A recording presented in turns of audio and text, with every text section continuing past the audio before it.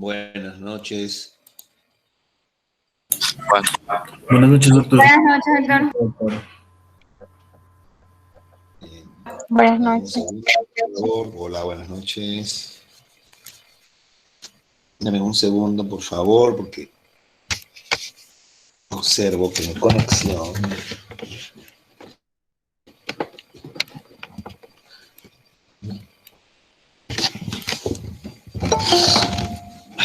parece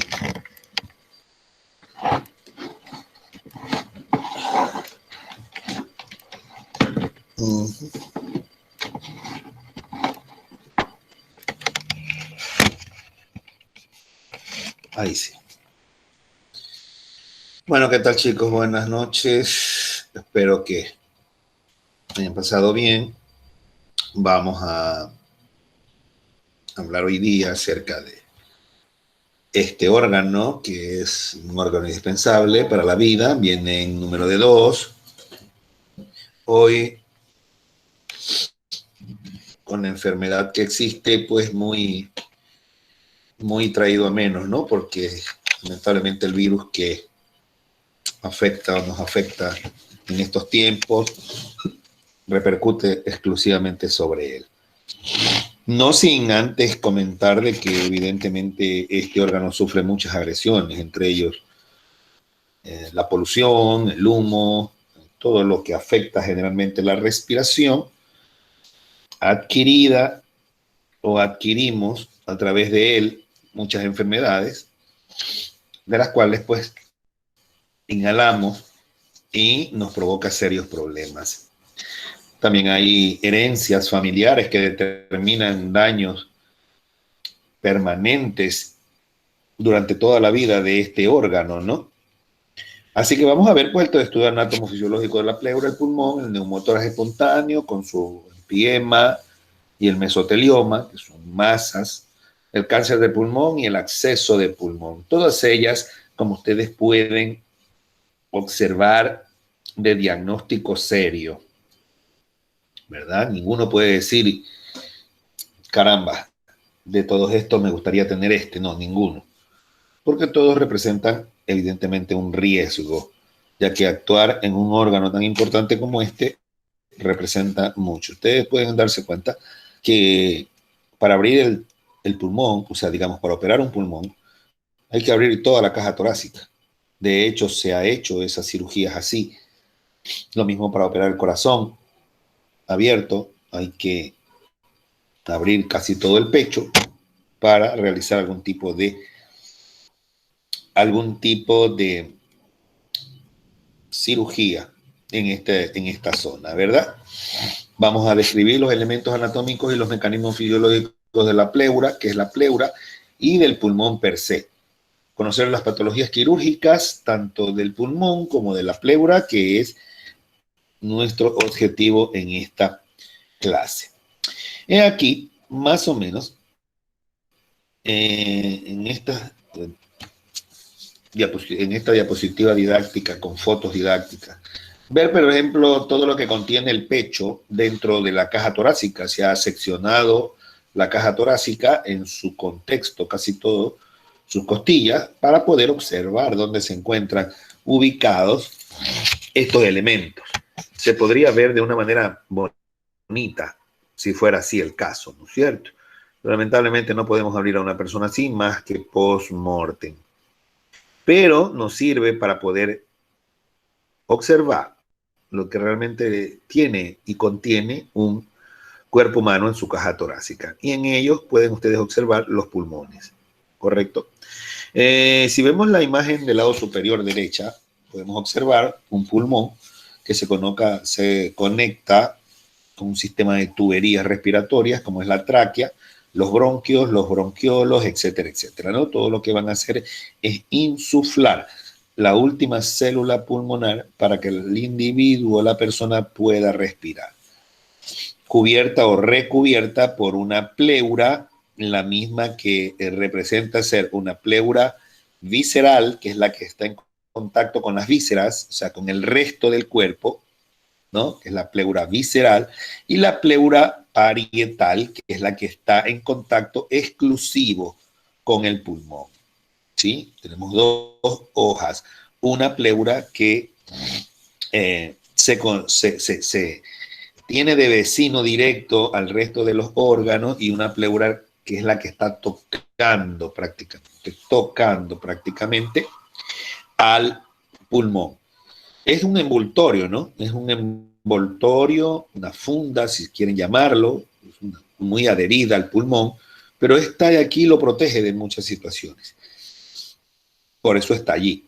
Y esta es la que realmente duele en algún momento. Así también como la cápsula de Gleason en el hígado, que cuando el hígado se inflama y toca la cápsula, evidentemente esa es la que se inflama. Acá ocurre algo parecido. Es decir, la pleura, evidentemente que es la que tiene sensibilidad dolorosa. De tal manera de que vamos a observar un poco por dentro los ilios. Pueden observar ustedes allí que los pulmones tienen un ilio, ¿no? Un lugar de entrada donde entran los bronquios, el pedículo. Y no solo los bronquios, sino que van a entrar y van a salir. Van a entrar arterias pulmonares y van a salir de él las venas pulmonares, que son importantísimas, ¿no? Para traer la sangre oxigenada prácticamente. Ustedes pueden observar allí, ¿verdad? Ustedes pueden observar allí el pedículo, o el ilio que se llama, que es el fragmento donde ingresan los grandes vasos junto con el bronquio, ¿verdad? Junto con el bronquio. Esto está sujeto con un ligamento en la parte inferior, que es el ligamento pulmonar, en ambos pulmones. Siempre es importante recordar, que los voy a poner nuevamente, que el pulmón derecho tiene 3 segmentos. Uno superior, uno medio y uno inferior. Mientras que el izquierdo tiene 2 segmentos. Uno superior grande y uno inferior, que no es que es pequeño, sino que realmente es menos en proporción de distancia, es menos que el segmento superior.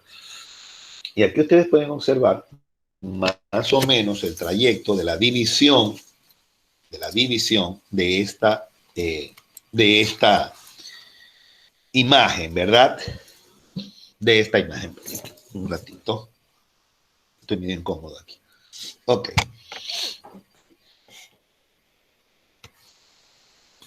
Segmentación pulmonar. Si bien es cierto, esta imagen la pongo exclusivamente porque, miren ustedes, así como el hígado tenía una segmentación virtual que no la vemos, asimismo tenemos un segmento pulmonar interno que no lo vemos, pero que está allí. Y este está representado de tal manera de que los bronquiolos, según su segmento, cómo se van bronquiolos, según se van distribuyendo en la parte final, ustedes pueden darse cuenta allí qué sección es la que está siendo ventilada por qué parte del alveolo, ¿verdad? Vamos a coger simplemente un pedacito, ¿no? Por ejemplo, el del lado izquierdo, miren ustedes. Este bronquiolo distal, ¿sí? Está abasteciendo al sector 1 y 2. ¿Qué viene a ser este? Este que ustedes ven aquí, el 3, es el que está abasteciendo a este sector. El 4 a este sector, el 5 a este sector, ¿sí? Este 7 y 8 es el que está abasteciendo a este sector, el 9 a este y el 10 a este de aquí. O sea, ¿qué es lo que estamos tratando de determinar? De que cada segmento no es que lo abastece en aire el bronquiolo así porque sí. No, cada uno tiene evidentemente que un sectorizado la situación de abastecimiento la situación de abastecimiento de oxígeno. Lo mismo en el lado derecho, ustedes pueden observar toda la segmentación que cursa con él, ¿sí? Y los sectores en el pulmón, cómo están determinados para la oxigenación. ¿Correcto? Bien. Esto también nos ayuda muchísimo a determinar, nos ayuda un mundo a determinar cómo se representa la ventilación pulmonar. Ventilación pulmonar que tiene ciclos, ¿sí? Entre ellos 3 etapas, una de inspiración, una de pausa y una de expiración. ¿Sí? Este ciclo se repite con frecuencia determinada y aunque parezca normal, y siempre repito yo lo mismo, cuando una persona me dice, pero es que respirar es gratis. No, respirar no es gratis. Respirar implica mucho gasto energético, mucho gasto muscular, de los músculos intercostales, tórax, ¿sí? Mucho procedimiento. Tanto es así que a veces la gente se cansa de respirar. Cuando la gente respira mucho, los músculos no llevan un ciclo normal. La gente se cansa de respirar. De tal manera de que sí es costoso respirar, no es gratis, por si acaso, ¿no es cierto? Pero ustedes esto sí lo conocen, una inspiración, una pausa y una expiración, que va a ser determinada de acuerdo a la capacidad ventilatoria que tengan cada uno de ustedes en sus pulmones, siempre y cuando no haya de por medio patologías que vayan a impedir el ciclo ventilatorio de manera normal, como asma, bronquitis, neumonía, patologías que normalmente son las que impiden que esta situación ocurra, ¿verdad? Hemos puesto esta diapositiva en la cual determina más o menos cuántas respiraciones por minuto puede tener una persona de acuerdo a su edad, ¿verdad? Normalmente nos encontramos entre 15 a 20. Normalmente entre eso representa una persona adulta en edad productiva, ¿no es cierto? Y allí los niños van cambiando, miren ustedes, su manera, en este caso van disminuyendo su número de respiraciones, es decir, su número de frecuencia, su frecuencia respiratoria, a medida de que van aumentando en edad.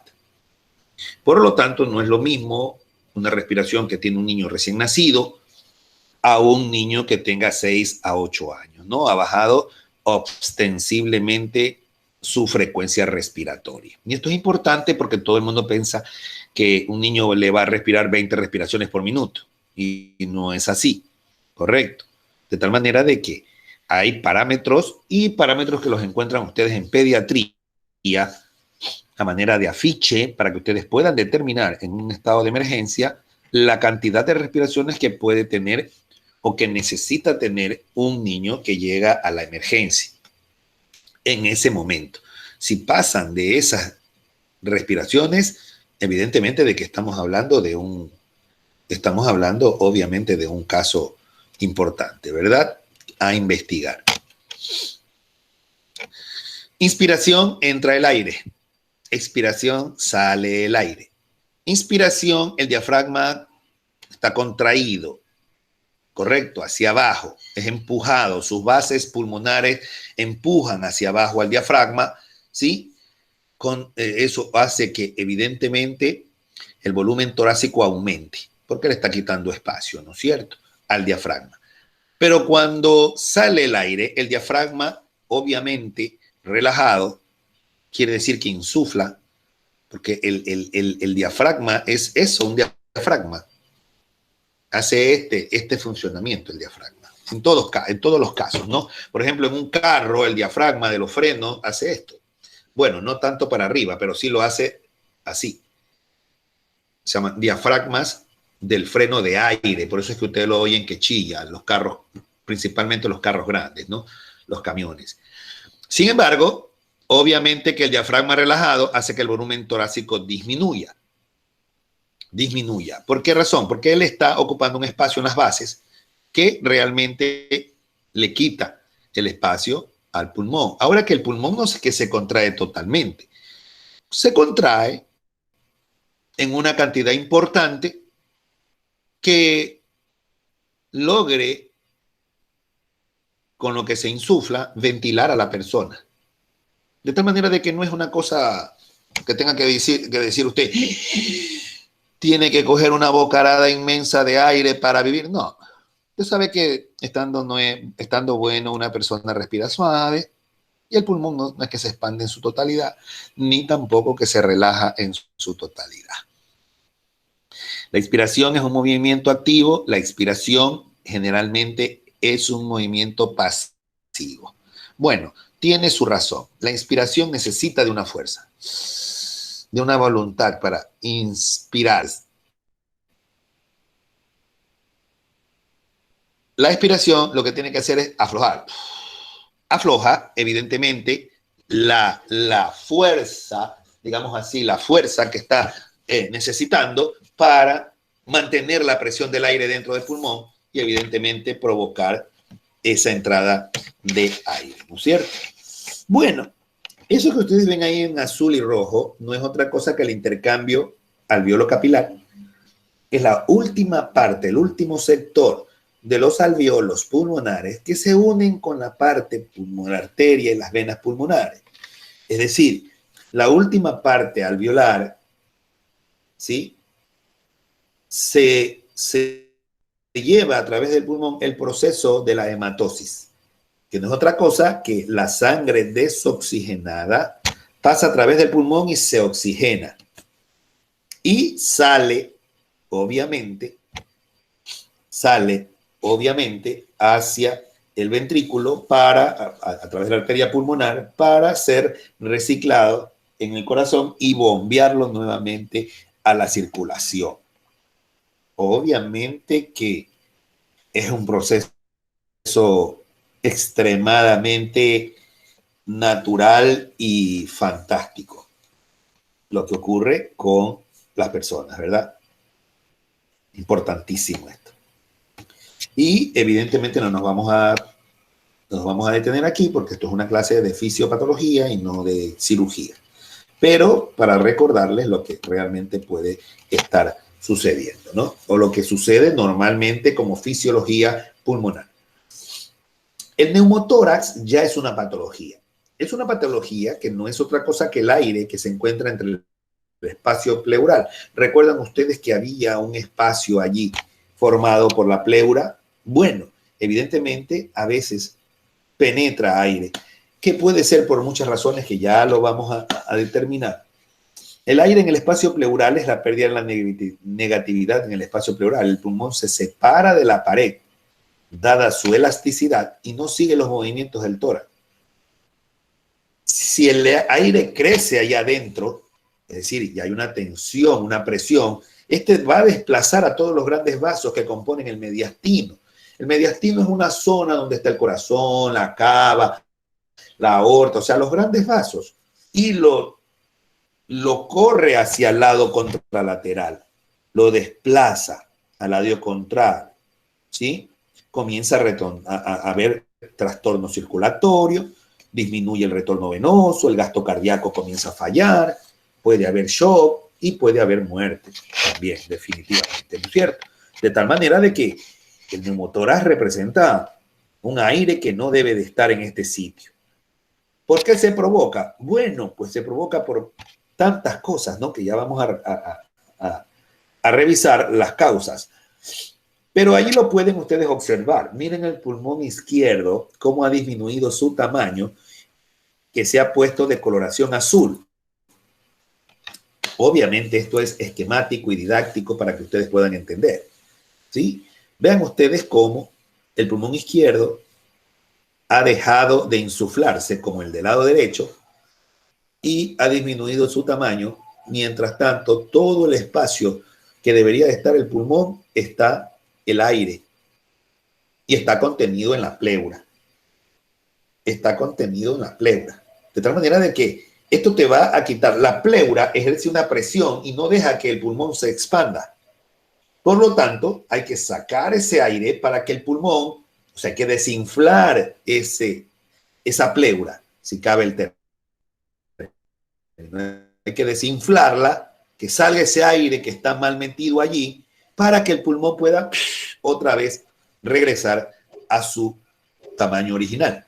El asunto es que para hacer eso hay que hacer ciertos procedimientos. El uno quirúrgico, que consiste en sacar esa bula de aire que está allí contenida en la pleura, y la otra, realizarle al paciente ejercicios de ventilación por la boca para que sople, sople y sople y sople y sople y no se canse de soplar botella, para que el pulmón comience a inflarse.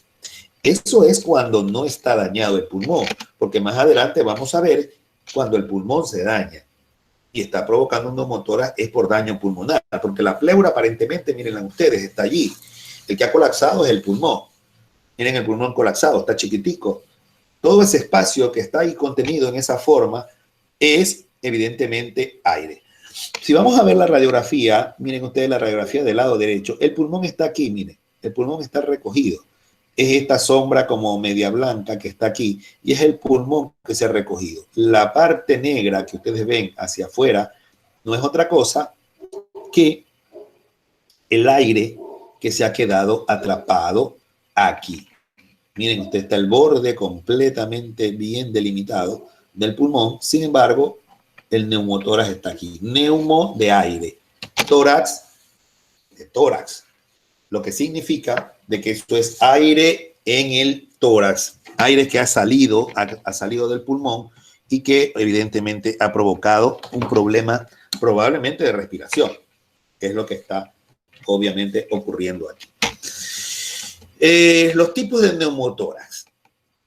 Hay muchos.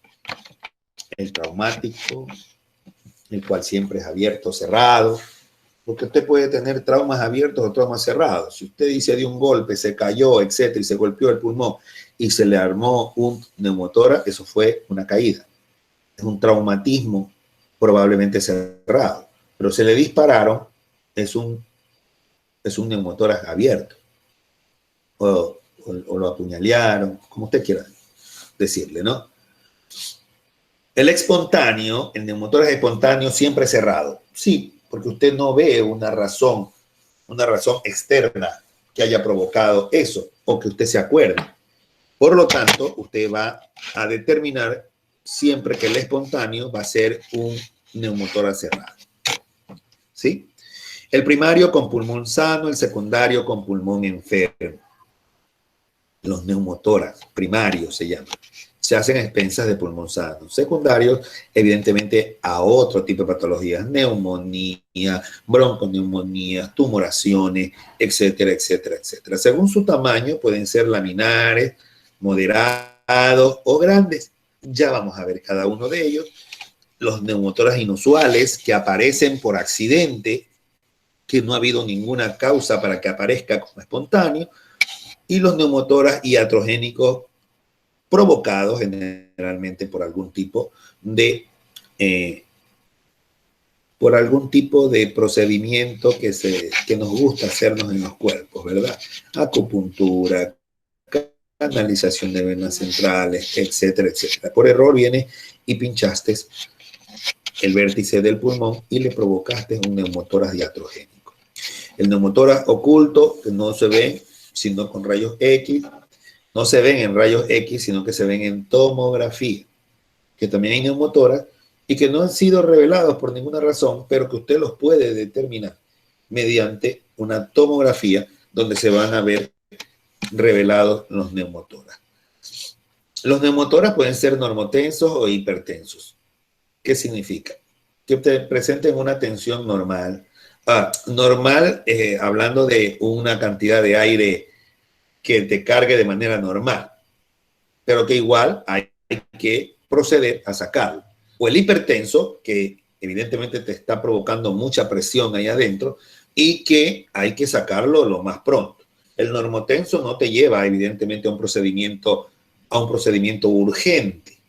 El hipertenso sí. porque te va a determinar, evidentemente, un problema serio si no lo haces a tiempo. Tenemos el neumotórax unilateral, que generalmente es benigno en el sentido de, digamos que de complicación de gravedad, cuando es unilateral, que tampoco no quiere decir que no se vaya a morir el paciente, no, sino que simplemente es más fácil atender un unilateral que un bilateral.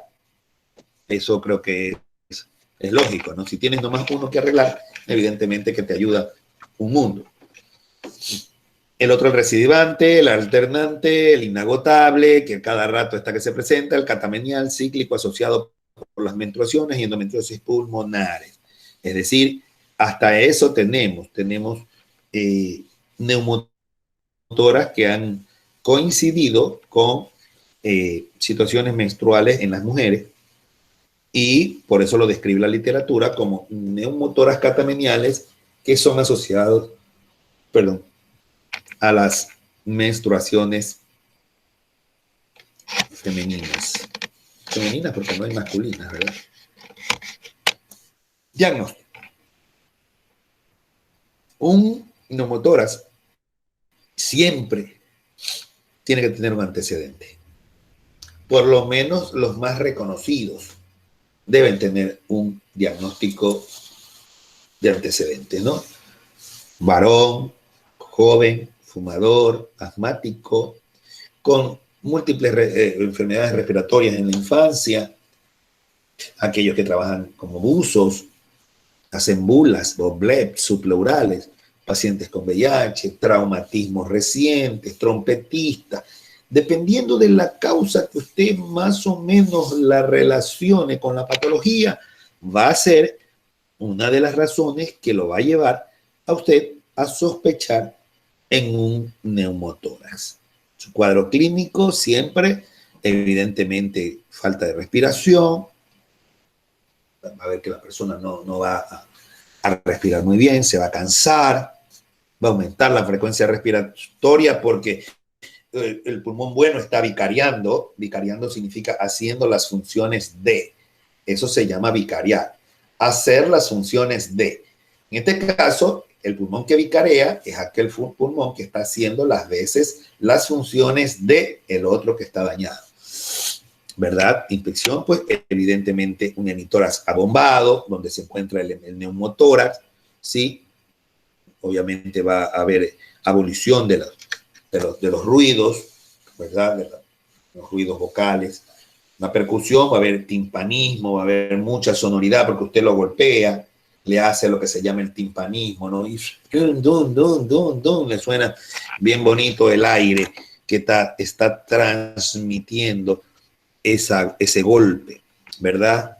Obviamente la ocultación, pues, abolido los ruidos, el murmullo vesicular abolido, ¿sí? Soplo anfórico significa que usted va a encontrar un soplo en el momento que la persona inspira. En el momento que la persona comienza a inspirar, usted va a ver que hay un sonido de soplo. No es el sonido típico de, sino con F, ¿no? Soplo anfórico, ¿no es cierto? Etcétera. Una serie de cosas que realmente se pueden determinar con el paciente en vivo. Me refiero con el paciente presente porque es muy difícil determinarte o decirles a ustedes, sí, miren, esto le provoca esto de aquí, porque obviamente están haciendo una clase prácticamente teórica, ¿no? Denme un segundito que me está molestando el teléfono.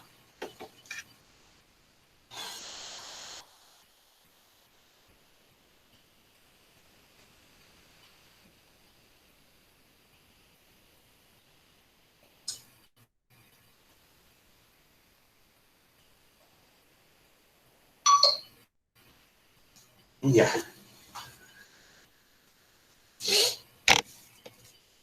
Dentro de los exámenes complementarios, pues tenemos las radiografías de tórax. Ay, Dios. Ya. Las radiografías de tórax, AP y lateral, la tomografía, evidentemente, que es importante, ¿sí? Como imágenes. Pues no determinar, obviamente, esta situación a través de imágenes, porque las imágenes son las que nos van a determinar. Pues hay que tener mucho sentido común para ver qué patologías podemos nosotros tratar con otro tipo de exámenes complementarios, cuando realmente lo que necesita es ver la imagen, ¿no es cierto? Ver una imagen que nos está provocando un problema, de tal manera de que, obvio, que eso nos va a traer un poco de solución al problema, por lo menos el diagnóstico, ¿no? Y nos va a determinar, hoy por hoy, ya que las unidades, por lo menos de primer nivel y las de segundo nivel, tienen este tipo de radiografías o tomografías. Los hospitales de segundo nivel ya tienen tomógrafo. Entonces nos ayudan mucho a determinar la patología que está ocurriendo en ese momento. De acuerdo a los tratamientos, obviamente siempre importante, los tratamientos generales, analgésicos, antibióticos, toxoide cuando es por disparo, por arma blanca, etcétera, ¿no? El tratamiento, atención, es una emergencia, yo les decía antes, es una emergencia realmente, ¿no? Pueden revisar el trauma, el capítulo de trauma, donde hablamos obviamente ya de neumotoras, así que para ustedes no es nada nuevo lo que estamos hablando, sino que ya nos estamos enfocando generalmente en patologías de este tipo de órganos. Si realmente el problema es menos del 25% del aire o del pulmón que está averiado, esto lo dejamos en observación un par de días, hacemos las maniobras respiratorias, se lo está vigilando con radiografías. Evidentemente que poco a poco va a ir recuperando su función respiratoria, pero si es más del 25% de la evacuación del aire, evidentemente que ya no vamos, ya ha ocupado mucho espacio y no vamos a arreglar nada si no le hacemos una punción con aguja de dedil, de guante, o válvula, o lo que llamamos nosotros un tubo con trampa de agua, o aspiración negativa, que se llama overhead. Esto lo hacemos en el hospital, esto se lo hizo en el Verdi muchos años, yo lo hice muchísimas veces, y es la colocación de un tubo, evidentemente en el quinto espacio, dependiendo, en el quinto espacio intercostal, línea media axilar o línea media posterior. A veces, miren, hay que ser práctico y se los voy a determinar de la siguiente manera, chicos. Miren, cuando nosotros nos decían neumotórax, apréndanse en esto. Neumotórax, hay que drenarlo. ¿Dónde se lo drena? Segundo espacio intercostal, aquí. Se le hace una punción, porque cuando se ponen más o menos semisentados, posición semifoble,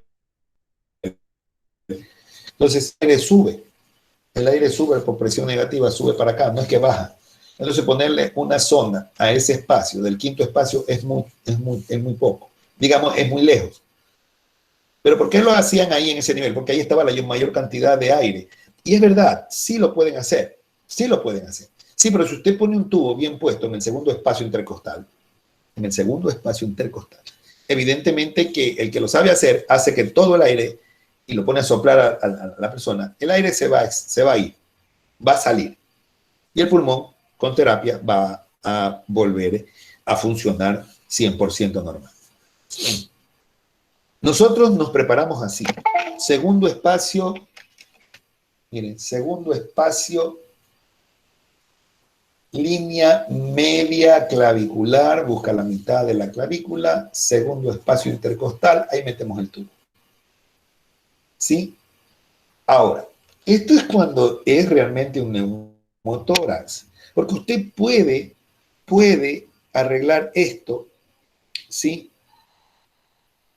Poniéndole una en el quinto espacio intercostal, nosotros la poníamos en el séptimo espacio intercostal, o en el sexto espacio intercostal, pero esto era cuando realmente se provocaba un hemotórax, es decir, había un hemoneumotórax, porque ese sí, el líquido se va a ir a la parte de abajo, Y ahí usted estaba haciendo las dos cosas al mismo tiempo, sacando el aire y sacando la sangre que estaba en ese sector. Pero los libros hablan de quinto espacio intercostal, es decir, acá, línea media axilar, o sea, por acá atrás, por el lado de la axila. Nosotros teníamos, por lo menos nos funcionó muy bien aquí en el Verdi. No les voy a insistir dónde lo vayan a hacer ustedes, porque esto van a tener que verlo de acuerdo a la práctica. Este es un procedimiento que se practica y salva vidas, ¿eh? Salva vidas. Poner un tubo le salva la vida a un paciente. Y es una cosa súper sencilla, si cabe el término. Los que somos cirujanos, pues no nos cuesta hacer una cosa de esta. Al que es clínico le tiembla la mano, pero al que normalmente es cirujano, no.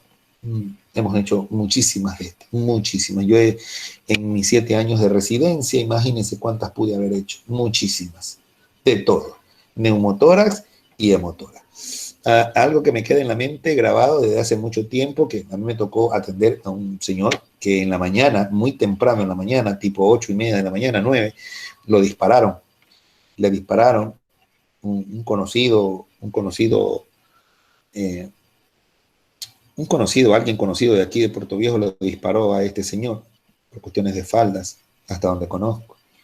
Y le disparó y este señor lo llevaron gravemente herido al hospital. Estábamos de guardia y lo único que se lo metió inmediatamente al quirófano porque había perdido harta cantidad de sangre, estaba con hemotórax. Este señor casi pierde la vida. Y si no es por el tubo que le ponemos, olvídense, se hubiera muerto. De tal manera de que con ese tubo, con ese simple tubo, se le dio otra oportunidad al señor y evidentemente siguió, después de muchos días de estar en el hospital, su camino como nuevo. La radiografía, después de proceder, cada 24 horas hay que ir tomando en cuenta cuánto va evacuando del neumotórax, se va monitorizando el neumotórax para poder determinar qué cantidad de aire va saliendo. No crean que al poner el tubo ya salió todo el aire, no, la presión adentro es negativa, es decir, tiende a entrar. De tal manera de que no hay forma de poderlo sacar fácil. Hay que hacer maniobras, como por ejemplo soplar para que el pulmón se expanda y logre empujar e ir empujando poco a poco el neumotórax que va quedando de manera residual, ¿no es cierto? Hasta que no se termine, evidentemente, todo el aire o ya haya un mínimo de un 5%, hasta ese momento usted no puede retirar la sonda, ¿verdad? No puede retirar la sonda porque corre el riesgo de que quede con dificultad respiratoria y haya que hacerle una nueva punción. Una nueva punción que definitivamente le puede provocar problemas porque son zonas donde tiene que ir antibióticos, ¿no? De tal manera de que no es muy permitido. Se lo monitorea con imágenes diarias para poder darle el alta o sacarle el tubo al paciente. El neumotórax quirúrgico, ¿cuándo se hace quirúrgico? O bueno, cuando el neumotórax no se ve, cuando alterna con el uno y con el otro, está dándose cuenta uno de que hay un caliche, dice uno, ¿no? Tiene un caliche en algún lado y hay que entrar. Pero ustedes saben lo que es representar abrir toda la caja torácica e ir a revisar el pulmón. Entonces, el médico que hace esto tiene que estar completamente seguro de lo que va a hacer, porque abrir un neumotórax es prácticamente un riesgo que usted va a caminar por la cornisa, ¿verdad? Porque en cualquier momento puede presentar un infarto o alguna cosa y este paciente deja de respirar. Y se metió en problemas, ¿no? Inagotable, 4 a 7 días, evidentemente, puede usted ya haber acabado 7 días y el neumotórax sigue igual, o quizás un poco más, comenzó ya a hacer, diga usted, de alguna manera ha comenzado a hacer fístulas broncopleurocutáneas que salen hasta el espacio subcutáneo del cuerpo, usted aplasta y evidentemente las toca, ¿no? Ya está como un problema más o menos serio, ¿no es cierto? Y evidentemente que los cirujanos torácicos tienen un gran riesgo de pacientes muy delicados. El tratamiento abierto, ¿no? Una escarificación significa que hace una pleurodesis mecánica eléctrica porque de alguna manera tiende a ser un poquito traumática. La otra es la química, ¿no? Normalmente esta escarificación pleural es abrir, sacar parte de la pleura o parcharla, como ustedes quieran entender, parcharla prácticamente para que deje de salir aire del pulmón. O parchar el pulmón, que es el que está provocando el problema, parchar el pulmón para que deje de salir la sangre. Obviamente existe también la pleurectomía, que no es otra cosa que sacar la pleura, ¿sí? Sacar la pleura. ¿En qué consiste sacar la pleura? Consiste sacar de ese lado esa pleura que está dañada. Por múltiples factores se puede dañar la pleura, por múltiples factores, ¿cierto? No podemos decir que no se hace. Si se hace cuando realmente la patología es muy traumática en el tórax, cuando realmente el proceso que inició el neumotórax ha sido muy traumático, de tal manera de que terminamos en una exéresis de pleura, ¿no es cierto? O sea, se retira la pleura dañada y en el caso de que se pueda arreglar, se arregla. En el caso de que no se pueda arreglar, se hace una pleurectomía. Recordar que son términos que se utilizan mucho, ¿sí? Pero lo que queremos es, evidentemente, mejorar la condición del paciente, ¿no es cierto? Mejorar la vida del paciente porque va a quedar muy lesionado va a quedar muy lesionado del pulmón que está tomado o que está operado. Entonces no va a haber una ventilación, este paciente va a salir con, este paciente probablemente vaya a salir con tubo, ¿sí? Va a salir entubado y va a pasar entubado por algunos días. Hay que hacerle lo que se conoce como el destete, ¿sí? El destete, que es al pasar algunos días ya tiene que, obviamente, el paciente empezar a sacarle el tubo para destetarlo y ver si la capacidad pulmonar que estuvo en riesgo le permite, de alguna manera a él, le permite soportar la demanda de oxígeno que necesita o que requiere, ¿no es cierto? Eso es lo más importante.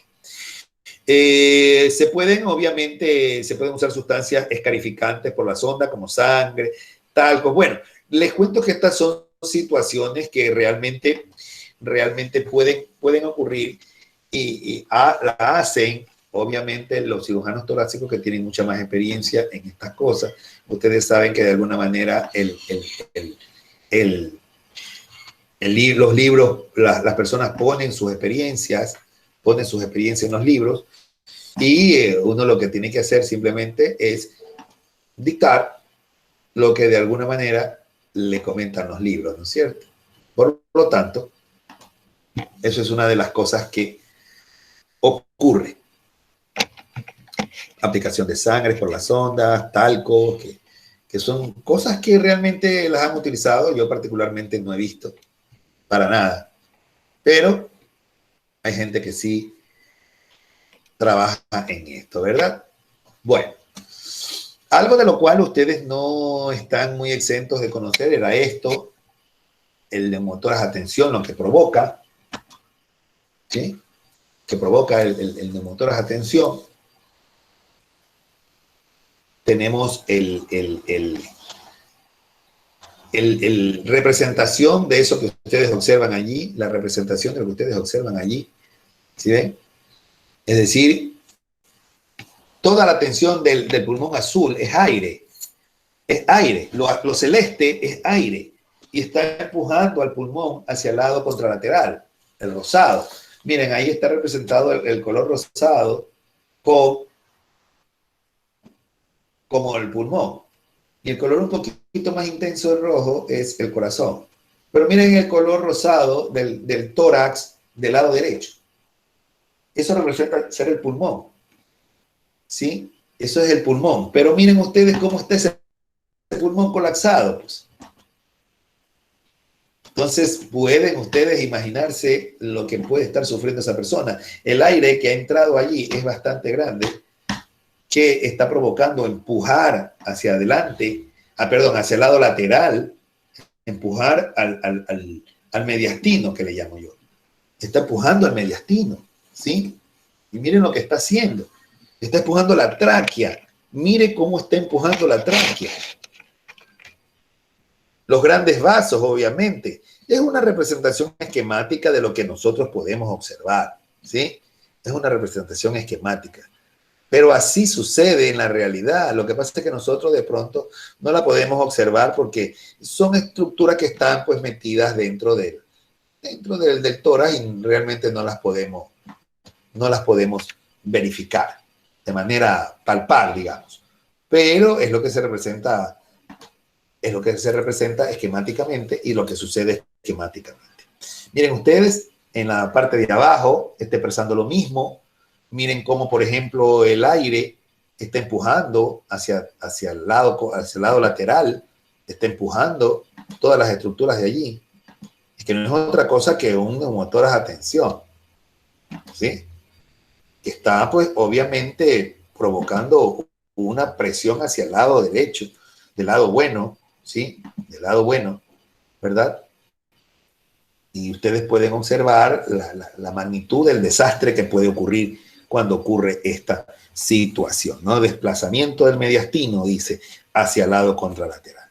Y pueden observar ustedes, por ejemplo, ahí en la imagen radiológica, pueden ustedes observar cómo el pulmón izquierdo está ventilado, el pulmón derecho está opalescente, digamos que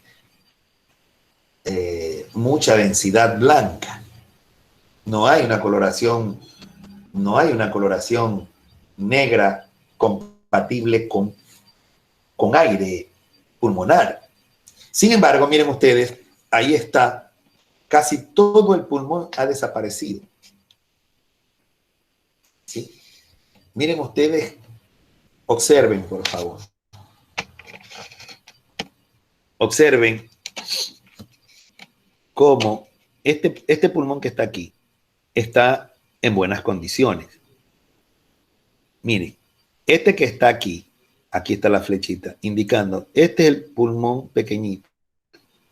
Lo que ustedes pueden observar es que todo esto que está aquí es aire, ¿sí? Es aire que está empujando todo hacia acá, las estructuras. Miren la tráquea cómo se ha venido para acá. Es decir, ha provocado un desplazamiento en cambio a la derecha. Acá tenemos un desplazamiento del mediastino hacia la izquierda, cuando el afectado es el pulmón derecho. Sí, pero el caso de acá no es derecho, es izquierdo.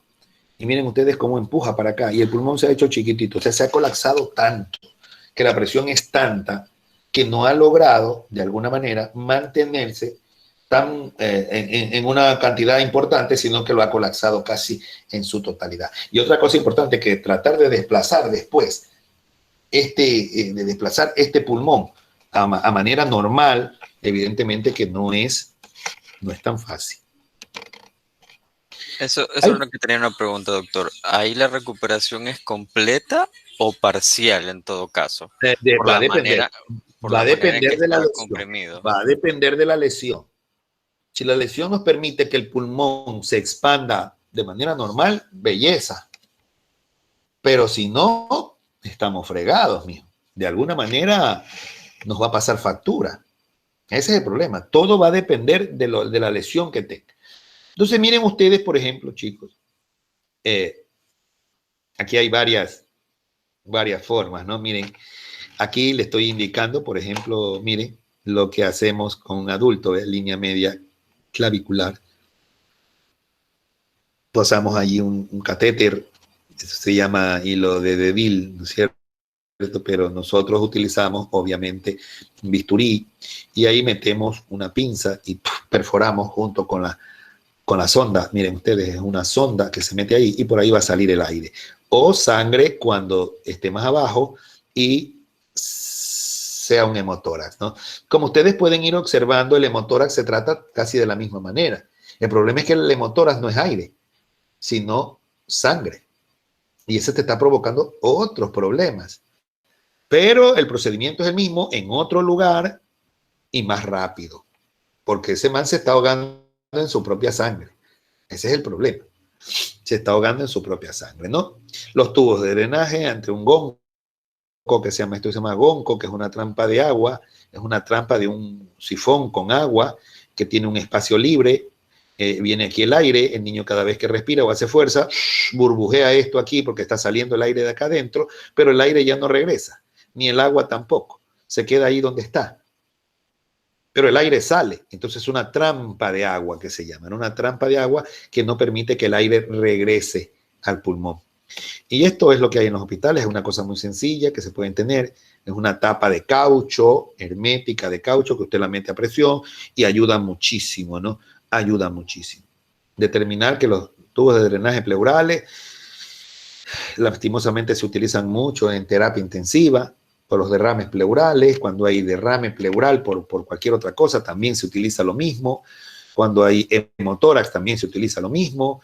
Cuando hay neumotórax también se utiliza lo mismo, sino que en áreas diferentes, ¿verdad? Vean ustedes, por la laparoscopía, cuando quieren operar a través del laparoscopio a un paciente, no abrirlo, sino realmente realizarle una cirugía torácica del pulmón. Ahí pueden ustedes ver cómo se opera laparoscópicamente, la introducción de la cámara, las pinzas.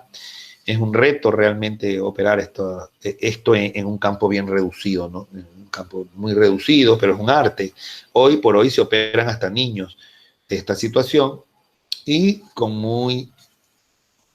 mucho éxito, ¿verdad? En nuestro medio, solamente en hospitales de tercer nivel, que se hacen este tipo de cirugías, donde hay terapias intensivas completas, porque estos pacientes salen con máquina de respiración. Los pacientes no salen a respirar el aire puro o contaminado del día o de la noche, sino que salen a respirar a través de un tubo. Este es a través de la laparoscopía. Miren ustedes, tremenda bula que está aquí secuestrando líquido, ¿sí? Miren ustedes acá la bula. Primero entraron por la laparoscopía, no pudieron arreglar el problema, tuvieron que hacer a cielo abierto, y ahí estaba la bula. Miren, completamente un balón lleno de aire, ¿verdad? Tuvieron que resecar toda esta parte pleural y esta parte pulmonar se quedó sin pleura. Evidentemente la pleura, para que sepan, la pleura que envuelve al pulmón tiene un líquido denso que le ayuda a deslizar el pulmón y a que él se pueda expandir cuando respira la persona. Cuando se saca la pleura ya no vas a tener ese deslizamiento normal ni natural, por lo cual vas a estar expuesto a esto, a la pared directamente interna del tórax, y esta no te va a permitir mucho expandir el pulmón, de tal manera de que te va a provocar cierta dificultad, donde este pulmón sin pleura ya va a quedar lesionado, porque no va a poder respirar muy bien por las situaciones que estamos conversando, ¿no? Muy importantes, condiciones del neumotórax, miren ustedes ahí, 15% pequeño en la parte superior, ahí es que se pone, segundo espacio, los goncos que ustedes quieran, con 2 trampas, 3 trampas de agua, dependiendo, ¿no es cierto? Cuando ya usted ve un neumotórax de 30%, evidentemente que tiene que empezar a pensar en drenar eso ahí. Peor el de 70% con mayor rapidez, porque este le está provocando un compromiso, probablemente de presión, al lado contralateral. Evidentemente va a depender mucho de los factores. Paciente que se esté ahogando con 30%, hay que puncionar. Paciente que esté como el pavo, le llamamos nosotros, con el 30% y pueden respirar. O sea, con el pavo, génesis es cuando una persona respira y no tiene síntomas. Ah, no, tranquilo, dice, estoy tranquilo. wow, y le falta 30% de función pulmonar. Ya debería estar con un poquito de dificultad de aire, debería estar con un poquito de dificultad respiratoria, pero dicen, no, tranquilo, sí puedo respirar bien. Ay, qué Superman, ¿no? Entonces, bueno, uno le da chance, igual tendrás que meterle pero le das chance a buscar el gonco, a buscar esto, a los familiares, mandarle a comprar una cosa, si es del hospital, del hospital local, si es del seguro, pues tienes que conseguirle todo, hasta que le consigas, te llevas una hora. Eso te da chance, ¿no? A peinarte, a despeinarte, a vestirte, etcétera, etcétera. Hay pacientes, como el que le estaba comentando, que no dan chance porque están muy complicados y hay que hacerlo en emergencia. Consígame rápido un bisturí, rápido una pinza puntiaguda, curva, rapidito, un tubo, el sifón de gonco, rápido, por favor, pónganle dos, tampoco no le van a poner agua de la llave, pues, ¿no? No, pues se pone agua para evitar la contaminación. Se pone agua de suero, cualquier cosa de esas, y pone usted rápidamente pone las trampas de agua dependiendo, por ejemplo, el 70% tiene que poner unos 2 goncos o 3 goncos. 30% con un gonco suficiente. Eso les está representando evidentemente a ustedes la fuerza que necesita el pulmón para poder sacar todo lo que tiene adentro.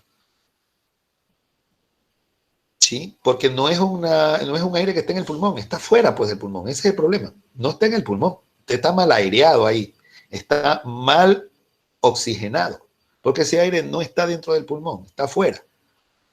De tal manera de que obvio que va a condicionar una serie de problemas en el caso de que tenga más del 30% comprometido el pulmón, ¿verdad? Y ya viene el empiema. Estas sí ya son patologías que realmente es importante porque esto va a requerir de muchas cosas, de muchas divisiones. Vamos a ver qué es el empiema, los casos, cómo se ocurre, cómo se trata. Evidentemente es un tema a no poderlo dejar a medias. Y por ahora lo vamos a dejar a las 8:10 allí y lo estamos terminando probablemente el día jueves. Probablemente el día jueves. Y el día viernes arrancamos con, el día miércoles es, ¿no? El día miércoles. Continuamos el día miércoles y el día jueves probablemente arranquemos con la primera parte de mama. ¿Todavía cuántas semanas nos queda, doña Génesis?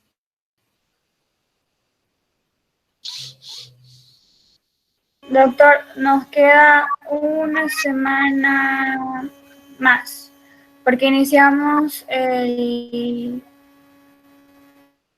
día 27 los de los exámenes y ahí ya nos faltaría hasta el 4. Correcto, o sea, de sí nos septiembre queda que tiempo, terminaría. claro. Mama lo termino prácticamente el miércoles de la próxima semana, así que nos queda tranquilamente tiempo, ¿no es cierto?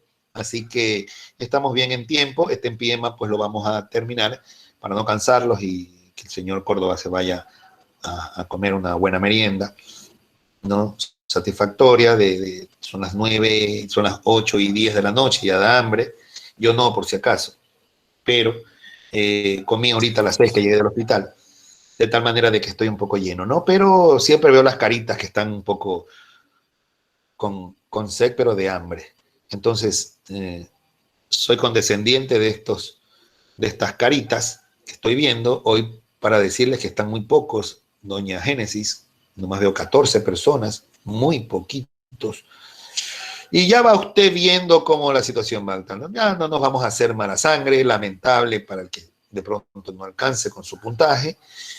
A los que están más o menos entonados y conectados, pues tienen otra perspectiva, ¿no?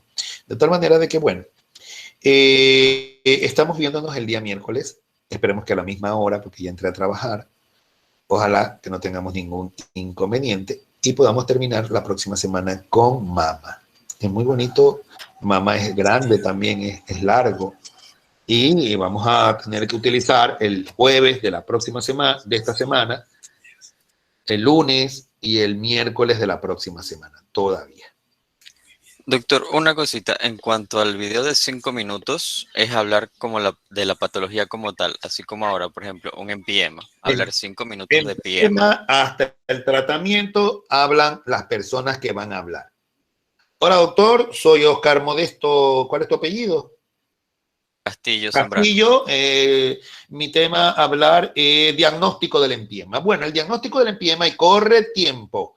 Tratar de explicar bien, tratar de explicarlo más. Esto, recuerden esto. No quiero ayudas audiovisuales en el...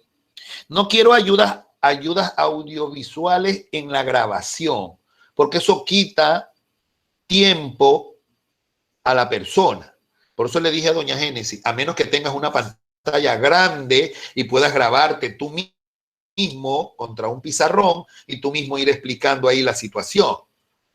Lo que pasa es que tienes que saber bien lo que estás explicando, porque yo sé de lo que les estoy mandando y lo que no me cuadra lo voy a ir escuchando 2 y 3 veces más para saber qué es lo que estás hablando, ¿no? Y ahí pondré mis observaciones, esto y esto. ¿Correcto? Entonces, es tan sencillo como aprenderse el tema y la parte que te toca a ti. Para que no me vayan a salir, por favor, otra cosa importante, ya que tocaste el tema que no es el tema de la clase, pero no me gusta mezclar las cosas. De todas maneras, hay una consideración a tomar en cuenta, es que en los videos anteriores, de años anteriores, por decirles un ejemplo, me han pasado hablar, ¿cómo les explico? Me han puesto se han pasado, ¿no? Ya, ok, se pueden pasar a 6 minutos, ya.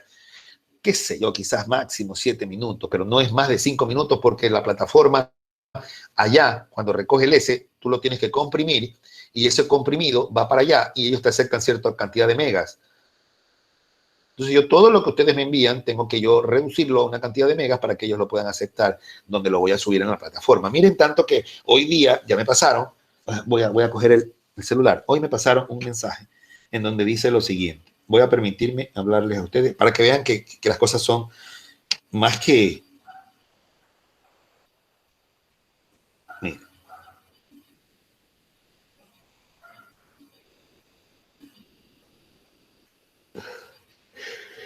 Ya les veo lo que puso mi coordinadora.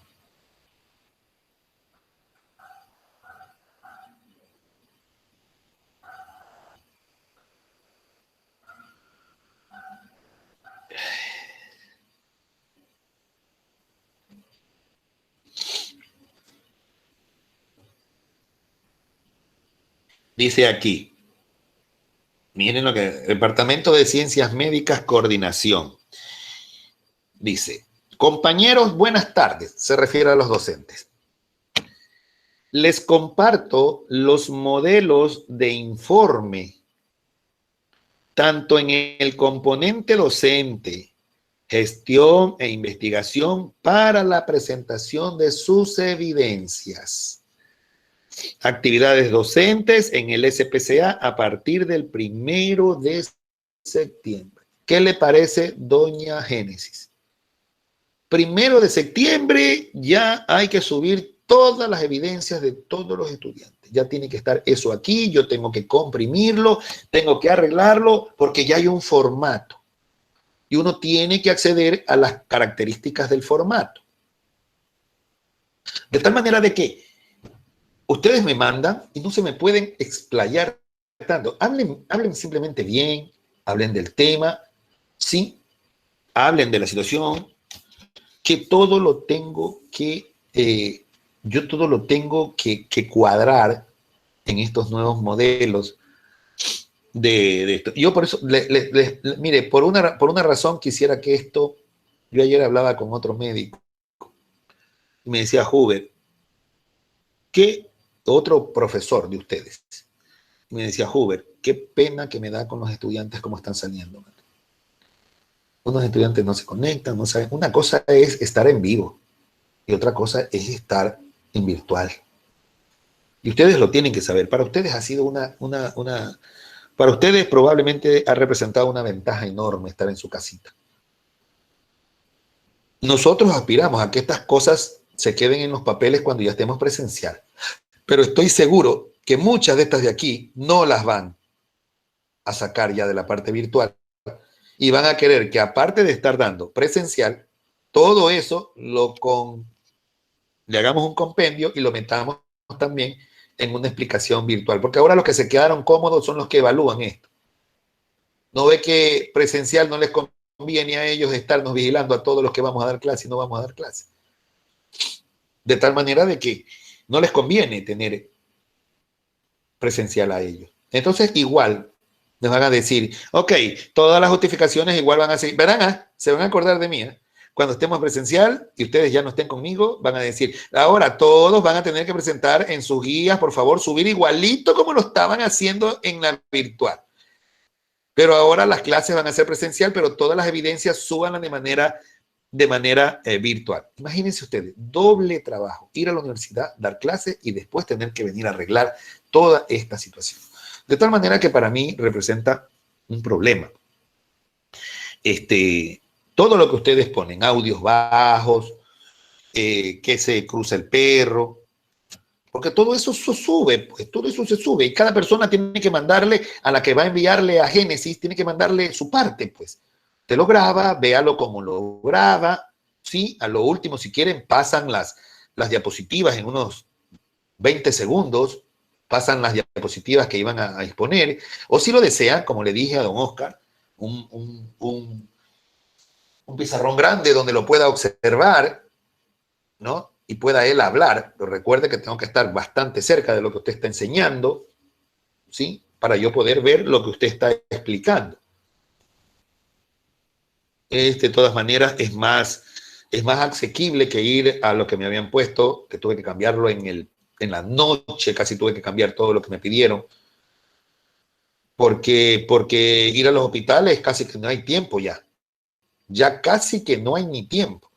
Y otra, que las clases virtuales de una hora y de otra hora quitan en tiempo, y otras que no todos pueden o tienen ingreso fácil a los hospitales. Por eso es que se las ponen difícil. De tal manera de que, bueno, hemos tratado en lo posible, esperemos que podamos el día viernes empezar con las prácticas, solo 12, rápido. Mire que no sé cómo vayan a salir, yo aspiro a que los que estén haciendo la práctica la hagan de manera bien, que yo en el primer punto, y ya viendo cómo hace el primer punto, yo ya me estoy dando cuenta, no lo dejo ni que haga las tres, digamos, ni que haga los 3 nudos en el punto, sino que yo ya me doy cuenta cuando una piel queda completamente alineada después de que usted hace el punto.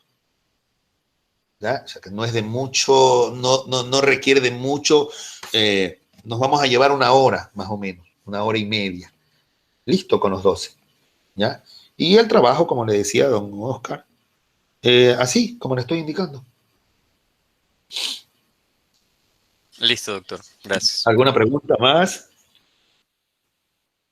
Yo sí, yo tengo una pregunta. El video es 5 minutos por el grupo, ¿verdad?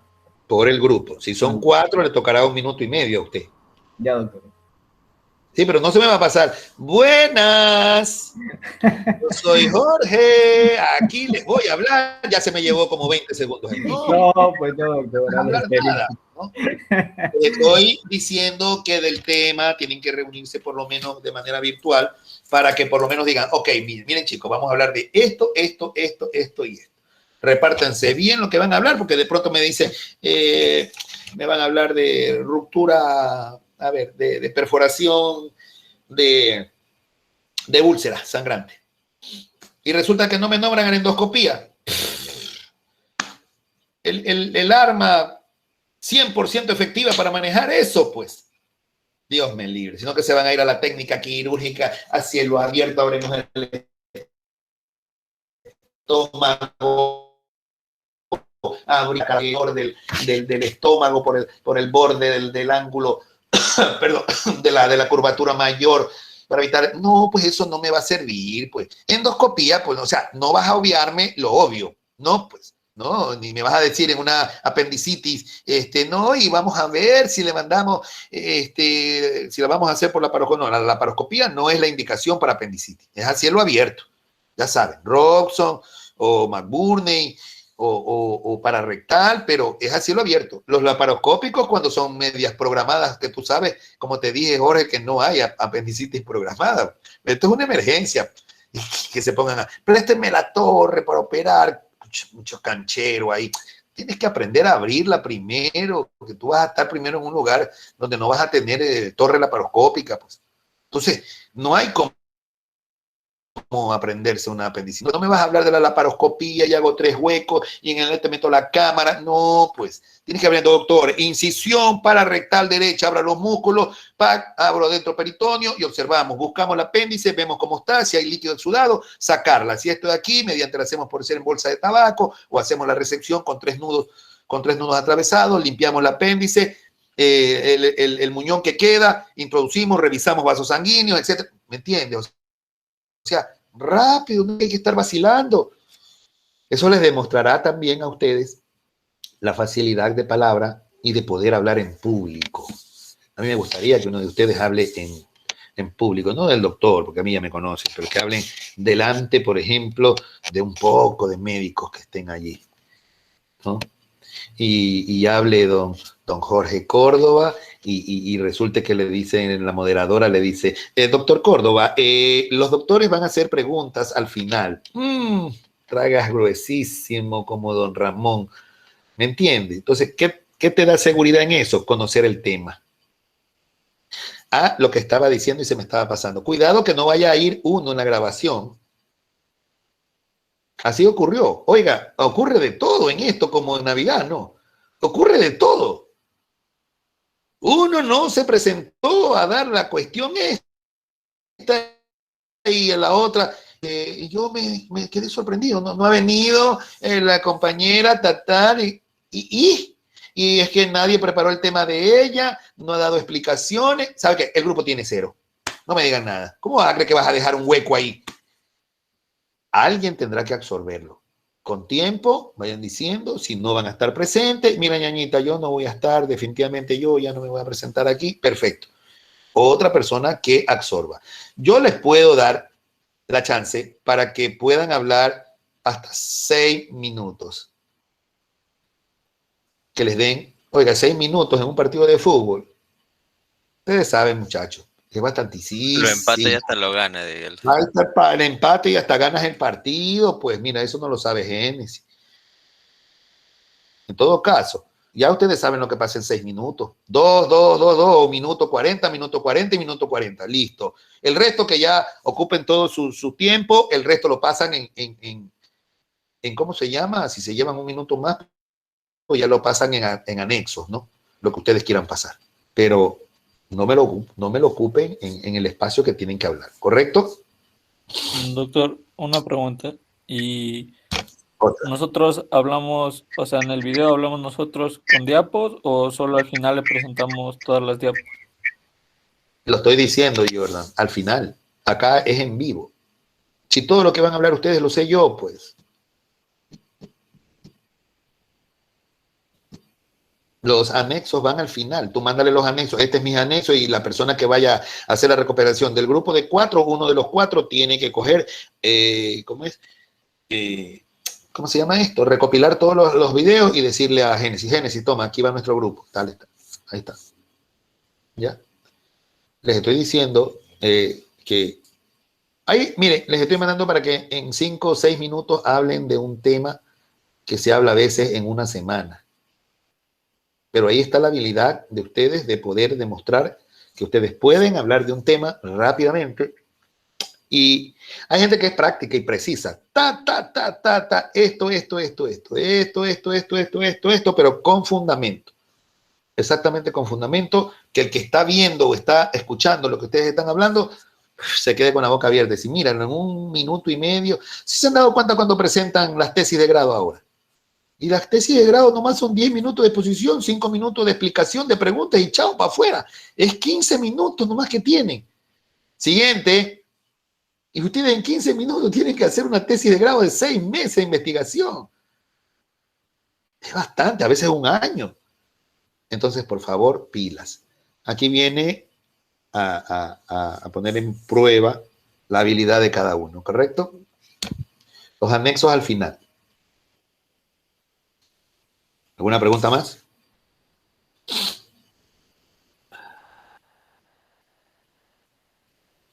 Que les vaya muy bien. Listo, doctor. Muchas gracias. Gracias, Pasa doctor. buenas Gracias, noches. doctora. Chao. Gracias, doctor. Gracias, doctor. Hasta luego, que pasen bien, niños. Hasta luego.